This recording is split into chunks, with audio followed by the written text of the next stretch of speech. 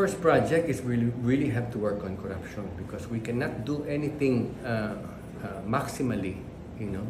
What's your first project or projects that you'll prioritize if you win as a mayor?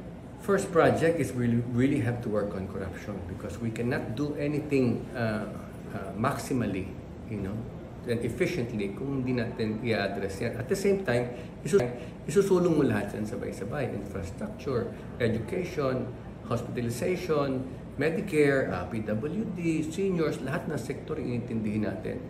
At the same time, ang gusto natin magkaroon din ng cultural renewal. Kailangan may campaign na yan. Kailangan maalala natin kung sino talaga ang tunay na values ng Pilipino, especially pagka halalan, pagbotohan. Na ang aming tagline ay level up Manila. Itaas mo ang iyong pagkatao. Ikaw ang maging inspirasyon ng katabi mo. Very important na maging kapartner natin ng mga tao sa baba. Dahil lahat sila, kailangan bigyan mo sila ng guidance para sila din ay maging leader ng sarili nila.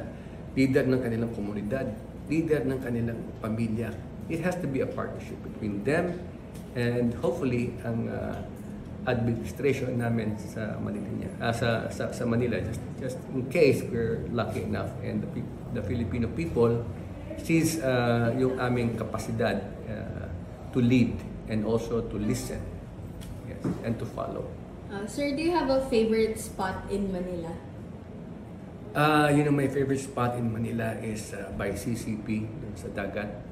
I performed in CCP, a couple of projects, and I love just going out there. Nakaupo ka lang doon, nakatanaw sa malayo, and also watching people, watching how the Filipino people really enjoy nature. I think we should have more nature spots in Manila. You know, mga parks, mga ganyan, para gumaan ang kanilang kalooban. Okay, sir.